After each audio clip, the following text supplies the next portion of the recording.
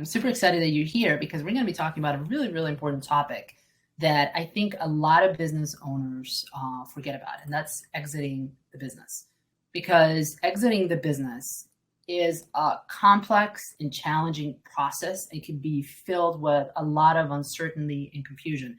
And many business owners already struggle with the idea of leaving their company behind, and the process, especially if you don't know it well, can be really overwhelming. So where do you even start? What do you expect? How does the process look like? So I invited you here because I wanted to shed some light onto this topic.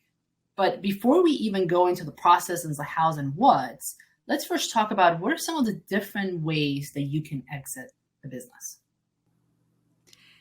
So there are several different ways you can exit the business, and the underpinning of all of that is, what do you want? So I have a belief that women don't retire. And I know that that's true for me. I don't really have any desire to retire. And the women that I've worked with where I've helped them exit their company, they're exiting because they want to do something else. Or it's a hobby that they've had that they want to turn into a business. So that's probably the first thing that I recommend, is be really clear on what you want. What do you want to accomplish?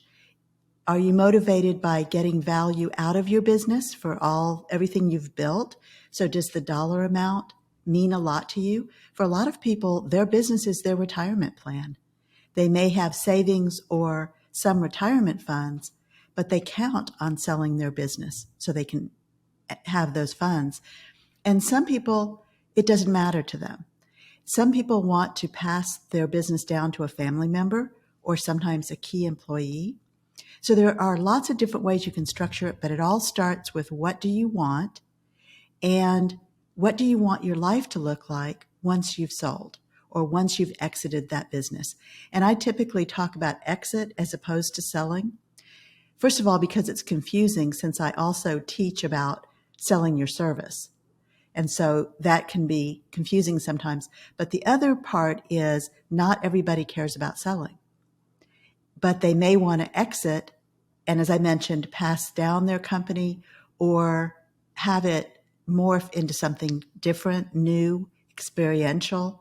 So there are lots of different ways that you can exit your company.